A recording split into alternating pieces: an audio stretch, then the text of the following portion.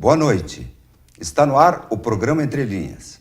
Na edição de hoje vamos falar sobre doação de sangue.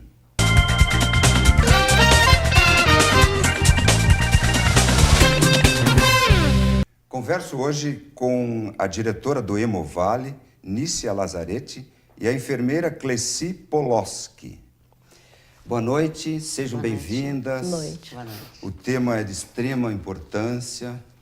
Afinal, o sangue é absolutamente necessário para a manutenção da vida, não só nossa, mas dos demais nossos irmãos, enfim, que em situações emergenciais ou não, enfim, necessitam, como nós vamos ver no decorrer do programa.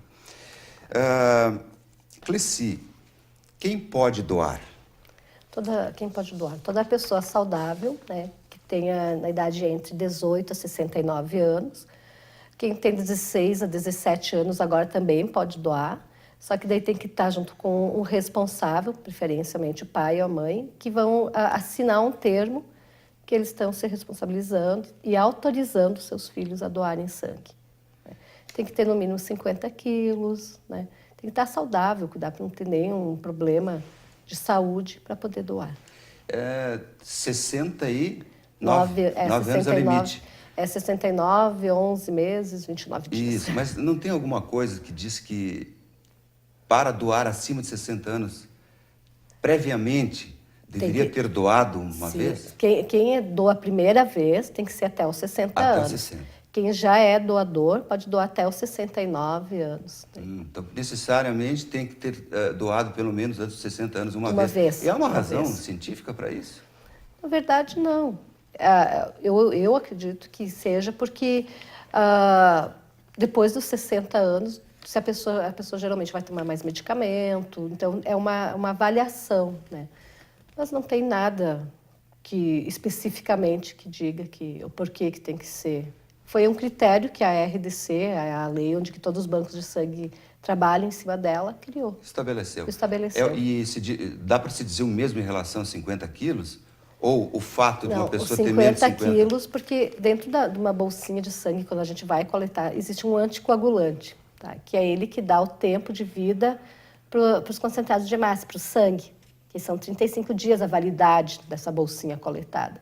Então, se a pessoa tem menos que 50 quilos, a quantidade de anticoagulante foi feita em cima de um doador com 50 quilos, acima de 50 quilos. Se tiver menos de 50 quilos, então a proporção do anticoagulante vai ser maior para o paciente que vai receber, pode ser prejudicial para o paciente que vai receber. Ele vai estar recebendo mais anticoagulante do que a quantidade de sangue que teria na bolsa daí. E aí uma pergunta óbvia de quem não conhece o tema, não tem como separar esse anticoagulante do sangue? Não, o que pode acontecer se for assim, digamos que for um doador que tem um familiar que necessita, é o tipo de sangue dele, sabe? Esse doador tem menos que 50 quilos, ele necessariamente vai precisar doar para repor para o familiar dele, daí ele vai ter que ter uma avaliação da médica hematologista para ver, até ele pode doar, só vai ter que ser uma quantidade menor, ela que vai avaliar e vai dizer o que ele, né, como ele pode, se pode ou não daí doar. De qualquer forma, tem essas regras estabelecidas e os centros de coleta obedecem, obviamente. E eu posso comer, encher a barriga e ir lá doar o sangue? Na verdade, a gente sempre orienta o doador para ele não vir em jejum. As pessoas acham que, como a gente faz exames, então muitas vezes elas chegam sem se alimentar, porque quando tu vai num laboratório fazer exame, geralmente tu vai em jejum, eles acham que para doação de sangue também é. Então, o que a gente orienta? Eles têm que estar bem alimentados, claro, não comer comidas muito calóricas, muito gordurosas, né? Mas bem alimentado. Cuidar para não ter um intervalo maior de 4 horas da última refeição até a doação. Então, obviamente que todos que regularmente dão sangue conhecem essa situação, mas eu questiono porque pode ter alguém que deseja ir lá. Sim. Então ele já deve ter ciência que ele não deve estar em jejum, pelo menos, você falou, 4 horas, e não ingerir comida gordurosa, calórica, isso, né? Isso. Por favor. E assim, ó, se chegar alguém lá, né, que não sabia disso, que tinha que estar alimentado, tudo, nós oferecemos aí antes da doação, a gente oferece um lanche para ele, um café, um sanduíche, né, para ele se alimentar antes, não perder a vinda também, né, e nem nós perdermos também esse doador. Então a gente oferece para ele um lanche. O doador chega lá, vamos falar da dinâmica, chega lá e ele se submete a uma entrevista, é isso? Sim. Sim. Tem que apresentar documentos? Como é que é o Sim. procedimento? Quando ele chega, ele sempre tem que trazer um documento com foto, mesmo que ele já é doador, que ele tenha a carteirinha de doador. É bom, ele tem que trazer um documento com foto, ele vai até a recepção. Lá daí é avaliado se ele já tem cadastro, né? A gente só vai ver se está tudo certinho no cadastro dele, se mudou alguma coisa. Se ele não tem cadastro, é feito um cadastro.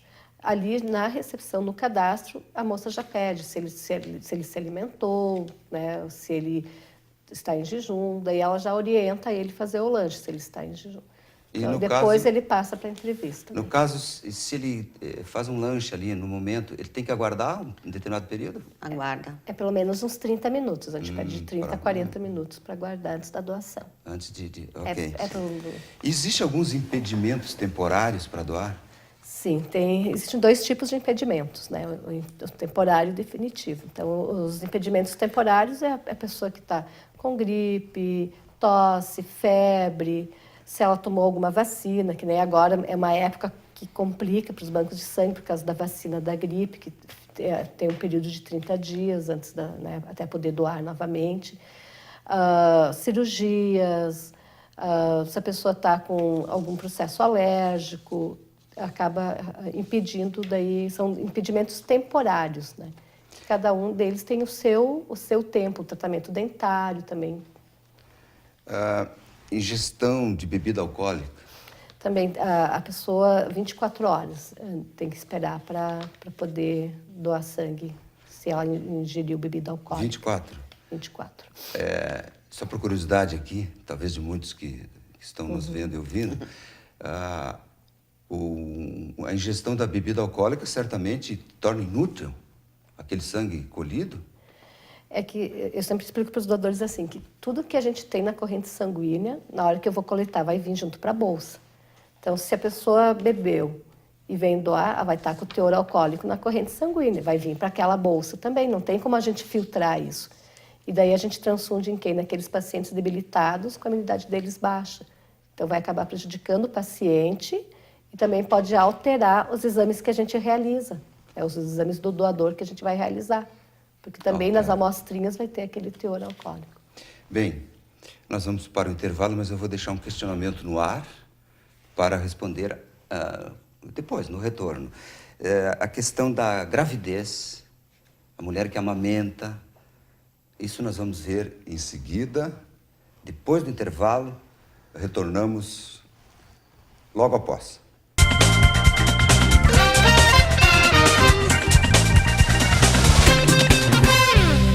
Estamos de volta com o programa Entre Linhas. Hoje estamos tratando sobre o tema sobre doação de sangue. Contamos com a presença da diretora do Hemovale, Nícia Lazzaretti, e a enfermeira Cleci Poloski. Antes de chamar o intervalo, nós deixamos no ar uma pergunta sobre a questão se a mulher grávida, pós-parto, tem algum impedimento para doar sangue. Sim, a doadora é grávida, né? Ela não pode doar, porque tu vai tirar esse volume e daí como o sangue dela também vai para o bebê, vai faltar esse volume, não faltaria para o organismo dela, mas prejudicaria o bebê. Vai diminuir o volume de sangue do organismo dela. Tem uma lógica bem. É isso. Daí... E pós-parto? Pós-parto, parto normal são 90 dias, né? E cesárea a 180 dias. Está bem dentro dessa lógica, né? Sim. Proteção para... É para proteção, tanto para o doador como para o paciente, né? A proteção. E quem fez uma tatuagem? Tanto tatuagem, piercing, maquiagem definitiva, eles têm um impedimento de 1 ano, né, após terem feito para poder doar sangue. Isso tem uma Também razão? é um cuidado. Na verdade, na lei diz que se a gente tem, tem como avaliar a clínica onde foi feito, se ela tem um controle, a gente tem como avaliar como é que foi esterilizado esse material, até poderia ser um período de 6 meses. Mas isso a gente não tem como avaliar onde foi feito. E daí na lei tem bem específico, então, que é 1 ano, para evitar, né, algum problema de contaminação, uma coisa nesse sangue coletado.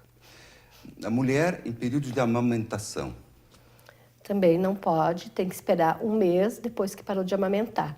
Porque ela já tem, daí isso é um cuidado com ela, né? Porque o bebê já supre, né, dos nutrientes do organismo dela, e eu vou estar tirando um volume. Então, ela já tem uma perda por causa da amamentação, e eu vou tirar ainda, né, o volume que vai ser retirado na doação. Então, é um cuidado com ela, para não prejudicar né, a doadora.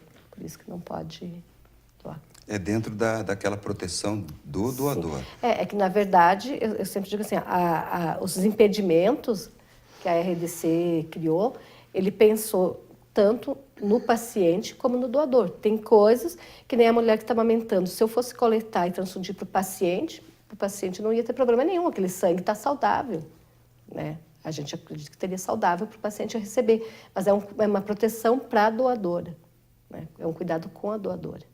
O mesmo princípio se aplica em caso de aborto, espontâneo mesma ou coisa, não, né? Isso, mesma Aí coisa.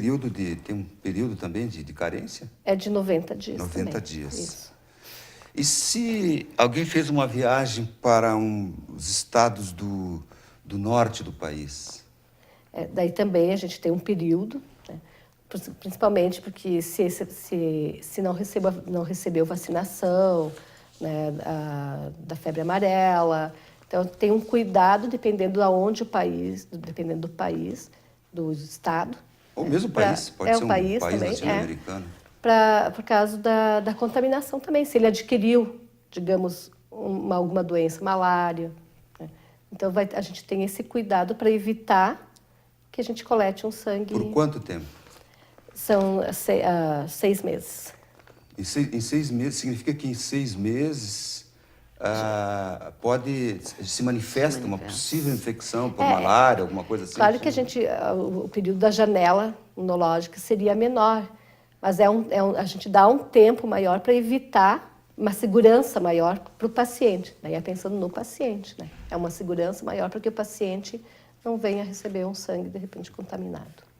Nós falamos em impedimentos transitórios, mas existem definitivos. O que dá para se falar de impedimentos? Impedimentos, ou seja, a pessoa não pode doar. Em que situações ela não é um doador?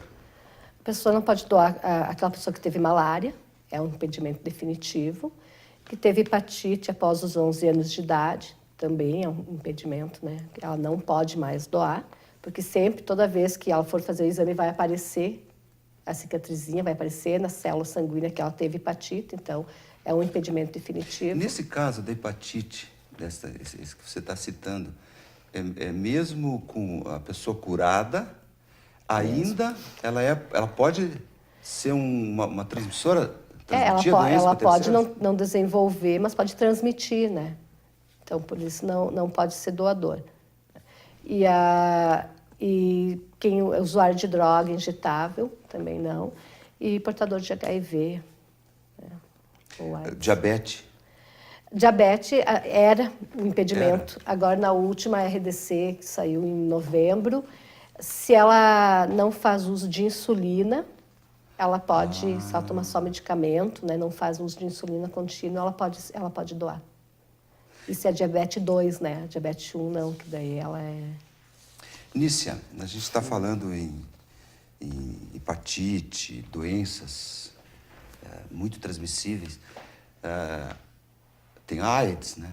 Sim. E naquele período que deu aquele boom da AIDS, como foi a situação com vocês lá? Deu um pequeno pânico?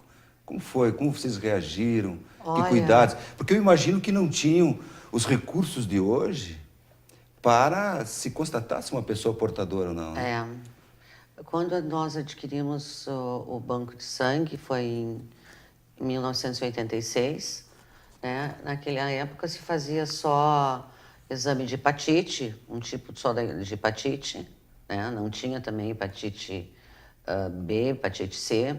HIV também não tinha. Depois, eu acho que 1 ano, 2 depois, que daí os bancos de sangue foram obrigados a fazer o teste de HIV, né? Foi o primeiro que veio. Então, o pessoal ficou todo amedrontado, mas a gente procurou, né? Se implantou logo o serviço, os testes, e começamos a fazer. Hoje está bem tranquilo esse aspecto, né?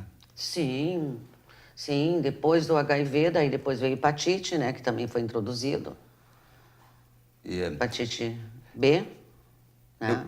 Eu imagino que vocês devem, é uma obviedade que eu vou dizer, mas é como eu disse, eu faço o papel daquele que está lá nos vendo e quer questionar. Vocês analisam todo o sangue coletado. Todo sangue coletado. Você já disse alguns exames que se faz. Sim. Que é o... a gente faz hepatite A, hepatite B, hepatite C, faz HIV, né? 1 e 2 também. Né? 1 e 2. Fizemos HTLV e fizemos o de sífilis também. Sífilis? Né? E de Chagas. De Chagas também. No caso, Chagas também é um impedimento definitivo. Também impedimento definitivo. Claro que eu fico imaginando assim, a lepra, né, a hanseníase, o hipertireoidismo também é um impedimento definitivo? Isso também é impedimento. Tem vários, tem algumas doenças, né? Tem cirurgias, que nem cirurgia cardíaca é um impedimento definitivo. Quem tem problema cardíaco é um impedimento definitivo. Então, tem outros vários, eu citei os mais comuns, digamos, né? Certo. Mas tem vários outros impedimentos definitivos também que... Isso na hora que vocês fazem a entrevista, Sim. vocês devem ter um questionário. Tem um questionário enorme. E aí a importância da sinceridade... Quando a gente vai fazer a entrevista, sempre a gente comenta com o doador, principalmente o doador de primeira vez, né? Porque aquele doador de repetição, aquele doador voluntário que vem, ele já sabe disso, mas o doador de primeira vez a gente sempre comenta com ele da importância da doação, que doar sangue não é essa, diz, eu sou doador, mas que tu tem que saber da importância disso, que tem uma pessoa que vai receber esse sangue, e que esse sangue ele tem que ser um sangue saudável, tem que ser um sangue bom para ela receber. Então, a gente comenta com ele da sinceridade, que ele tem que ser sincero na hora de responder, né, as perguntas, porque a gente explica que tem aquele paciente que vai receber, que ele tem a imunidade dele baixa, que qualquer coisinha que tiver no sangue, ao invés de a gente estar ajudando o paciente, nós vamos acabar prejudicando. Pois bem, quantas vezes, não me responde agora, vou deixar essa pergunta, quantas vezes por ano eu posso doar, o homem, a mulher, e cuidados pós-doação? Isso nós vamos ver depois do intervalo. Entre linhas, volta em seguida.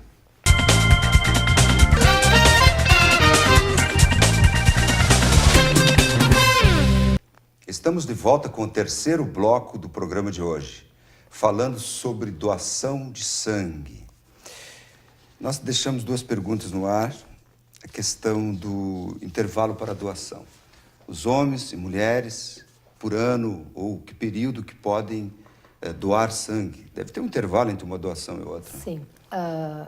O homem, ele pode doar a cada 2 meses, não pode ser mais que 4 vezes por ano. Tá?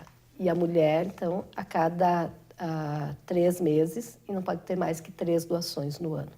Esse é o intervalo. E tem alguma explicação lógica por que essa diferença entre o homem e a mulher? Científica, melhor dizendo? Que, na verdade, como a mulher, a gente sempre faz um teste de hematócrito, né? A quantidade de hemácias que o doador tem no organismo, para ver se ele pode ou não doar. Então, a mulher já tem uma perda sanguínea, né? Todos os meses, por causa da menstruação. Então, por isso, para repor essa quantidade, se ela doasse mais, de repente a gente está prejudicando a doadora. Então, por isso que ela tem um período menor de doação do que o homem. Porque quando a gente doa sangue, em 24 horas o organismo já repõe o volume, mas a quantidade de hemácias demora mais. Por isso que também o homem não pode doar a cada 1 mês, sei lá, a cada 15 dias, por causa da quantidade de hemácias que o organismo tem que produzir para poder ele estar apto de novo para doar. Em quanto tempo o homem repõe essa quantidade? Bem, já podemos entrar nesse tema. Nós humanos, a gente estudou no colégio, pelo menos me corrijo se eu estou falando algo que não corresponde, nós temos em torno de 5 litros de sangue, é isso? De 4 a 6 litros. De 4 a 6, ok. E nós doamos, a doação é de que quantidade? De 450 ml a 500. A 500. E uma parte separa para fazer os exames, imagino. A gente coleta esses 450, 500 ml na bolsa e mais 5 tubinhos para fazer os exames. Em torno de 10% da quantidade sanguínea se doa. Sim. É possível se doar. É. E aí, você respondeu antes que tem um período para o corpo repor. O volume que foi retirado, esses 450, 500, em 24 horas o organismo já repõe. O volume.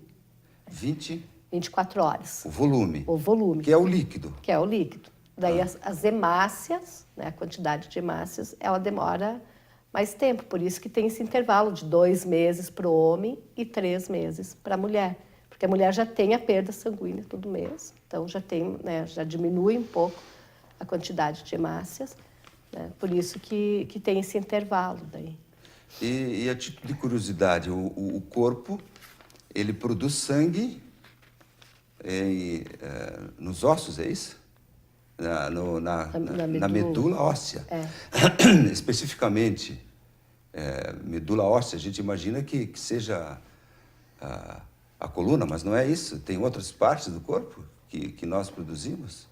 Na medula óssea, na coluna. Na coluna? Pode ser na bacia, em outros ossos? Não. É só no... Só na medula. É que eu sei, sempre na medula. E ali que repõe essa... Sim. Que é fabricado, né? Eu imagino que o corpo esteja regularmente produzindo. A mulher, no caso, né? Com a menstruação. Está sempre reproduzindo, né?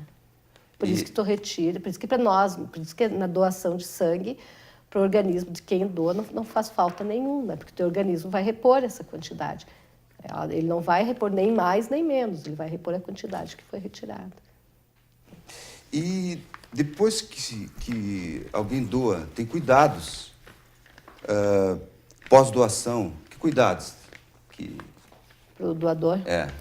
Doador, após doação, a gente sempre orienta ele a se alimentar bem, né? Ingerir bastante líquido para ajudar já, né, a restituir esse volume que foi retirado. Cuidar para, se o doador é fumante, esperar pelo menos 2 horas para fumar depois da doação. Cuidar para não forçar o braço que coletou, né, que doou, ou não flexionar ele. O curativo que a gente coloca no braço tem que ficar no mínimo por 4 horas. Né? Se ele trabalha, a gente pede para evitar atividades físicas, né? Academia, esporte, se trabalha em construções, que tem que subir andaimes, ou se dirige, caminhão, ônibus, a gente orienta a não fazer essa atividade no dia da doação. E essa situação de manter o curativo por 4 horas, tem uma explicação? Porque a agulha ela é um pouco mais calibrosa, então a veia, onde a pele ali, ela vai logo, ela cicatriza logo, né? Só que a veia não. Então, se o doador começar a fazer movimento, vai ter sempre tipo um vazamento de sangue, digamos, na veia, entre a veia e o músculo, né? Por isso que dá os hematomas. Muitas vezes as pessoas doam e dizem, eu doei sangue, estou com um hematoma no braço. Mas muitas vezes é porque eles forçaram o braço, não cuidaram, dobraram, carregaram peso. E daí teve esse extravasamento, né, do sangue na veia. São filamentozinhos de sangue, mas que acaba tendo um hematoma no braço por causa desse movimento. E o curativo, então, ele fica compreensivo, né? Evita que seja. Perfeito. Nícia, eu ouvi alguém dizer, eu não vou doar porque doar sangue engorda. Isso é um mito ou uma verdade? Isso é mito. É mito. Isso não corresponde, não tem. Não existe. Não existe nenhuma correlação. Não. Né? E, obviamente, que esse sangue coletado, ele tem um processamento. Por quanto tempo dá para ser se guardar esse sangue? O que validade ele tem depois de coletado? Olha, as hemácias, né? Que são os glóbulos vermelhos, isso aí 35 dias. Correto, né? Sim. Eu tenho que perguntar para ela. E plasma 1 ano, crio 1 ano, e as plaquetas 5 dias. 5 dias. As plaquetas. As plaquetas 5 dias. E normalmente, vocês lá no Hemocentro, vocês separam? Sim, o separamos. plasma, plaquetas? Sim, sim. Quando nós adquirimos o banco de sangue, em 86, era o sangue total. Era em vidro, inclusive, não era nessas bolsinhas aí plásticas, né? E, então, naquela época, não se pedia um sangue, a gente não dava hemácias ou plaquetas. Se alguém precisasse de plaquetas, ia todo o sangue. Não se fazia essa separação ainda. Nós aqui foi em 96, tá? Que nós compramos uma máquina, né? Para processar o sangue, para separar, e começamos a trabalhar com as bolsas, né? Que foi difundido mais, né? De se usar as bolsas, que daí veio bolsa simples, uma só. Daí naquela época ainda se pediam, então, o médico pedia, não, eu quero um sangue total, se dizia. Sangue total era com todos os componentes, né? E separar também, mas daí agora de um bom tempo para cá, né? Quando eu comecei, mais de 10 anos. A gente já começou daí a trabalhar só com sangue processado.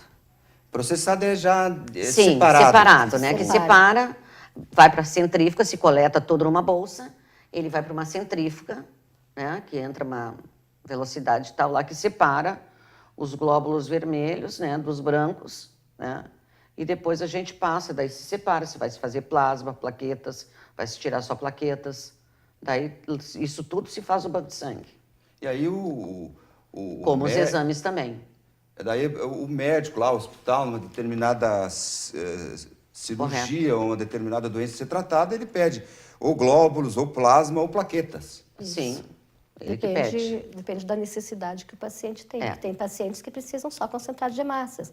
A hemoglobina, o hematócrito dele que está baixo. Tem pacientes que têm deficiência na coagulação sanguínea.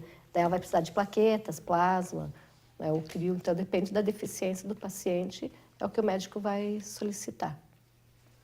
Muito bem. Vamos para mais um intervalo. O programa Entre Linhas retorna em seguida.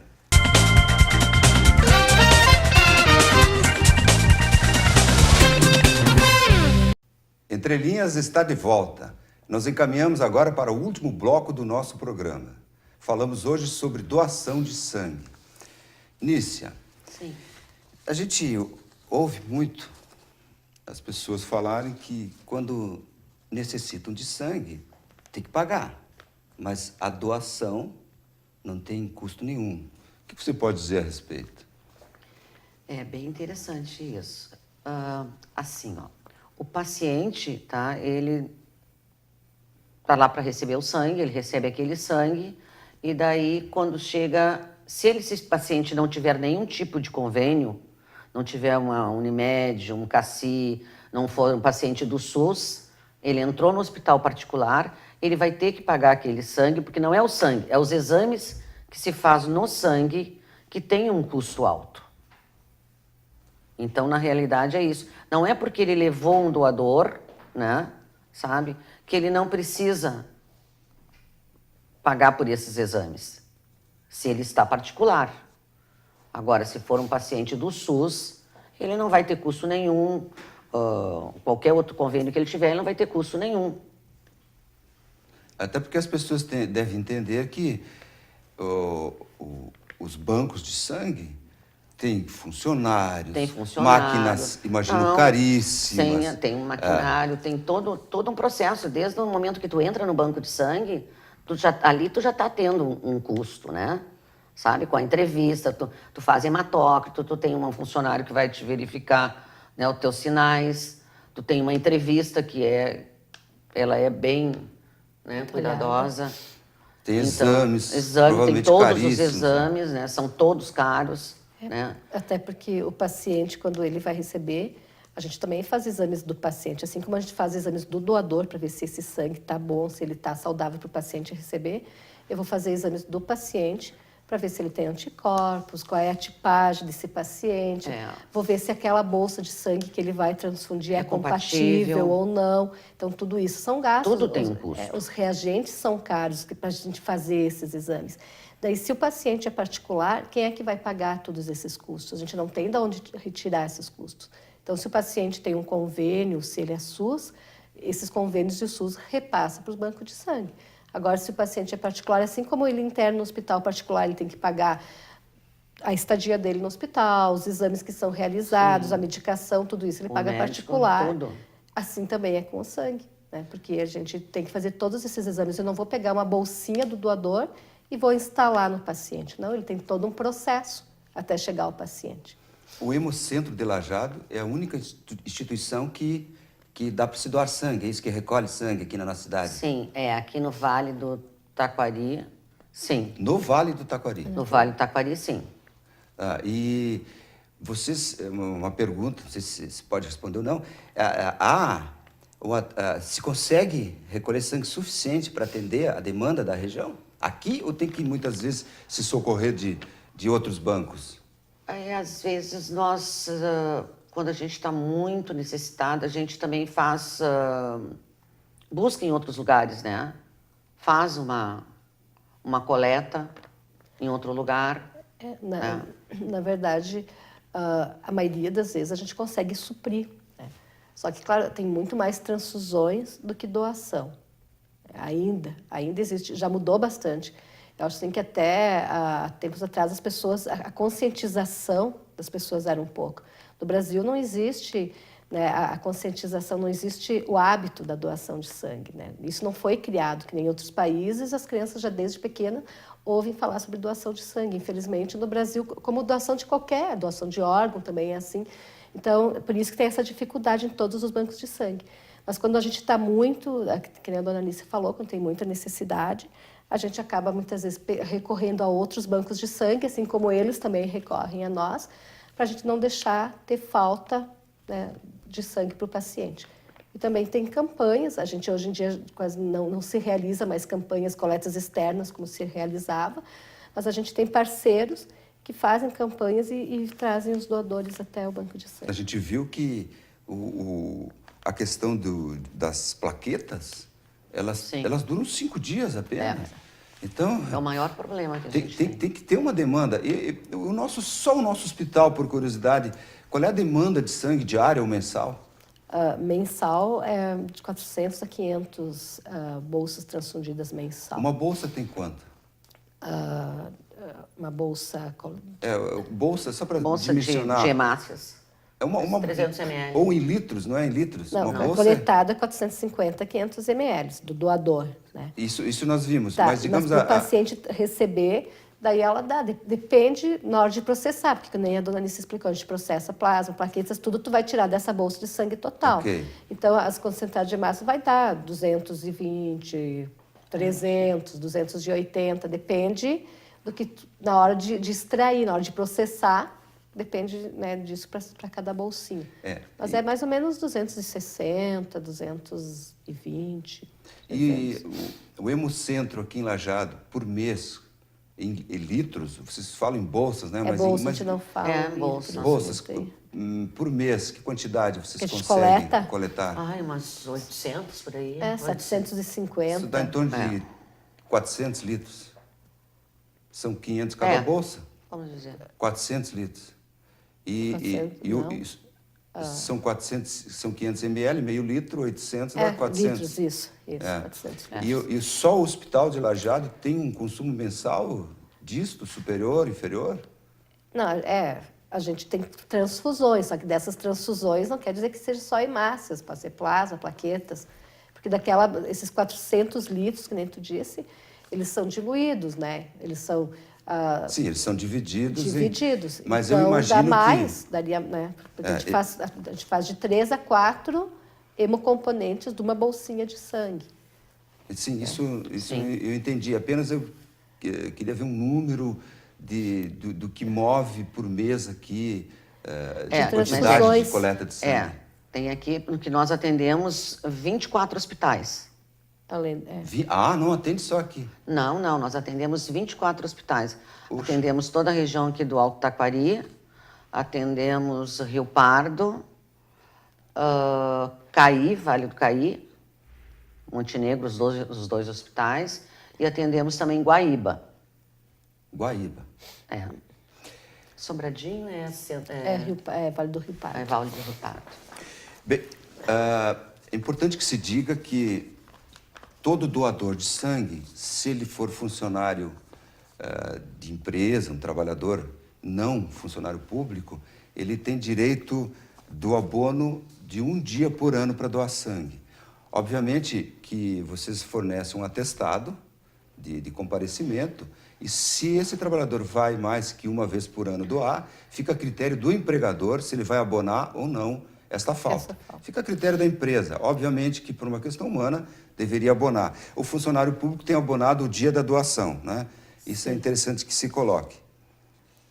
A questão